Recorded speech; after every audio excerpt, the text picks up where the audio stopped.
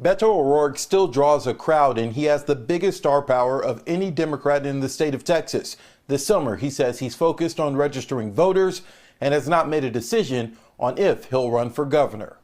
This week, former Congressman Beto O'Rourke has been going across Texas registering people to vote. Tuesday, he was in DeSoto and Dallas, and Wednesday in Waxahachie, warning supporters of efforts in Republican-led states to make voting harder. Texas is the epicenter of the absolute worst one. In 2018, O'Rourke came closer than any Texas Democrat in more than 2 decades to winning statewide office in his unsuccessful Senate run against Ted Cruz.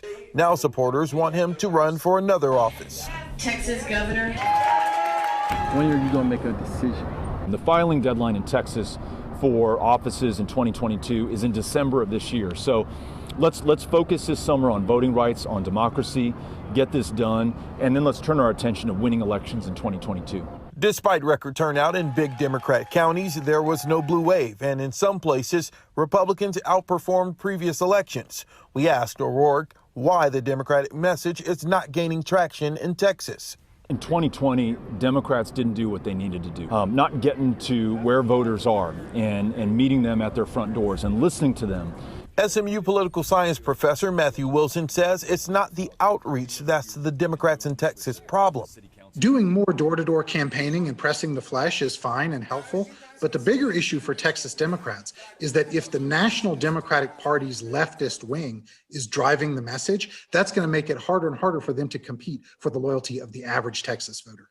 Still, O'Rourke is focused on registering new voters. He says there were 7 million eligible voters in Texas who stayed home last year.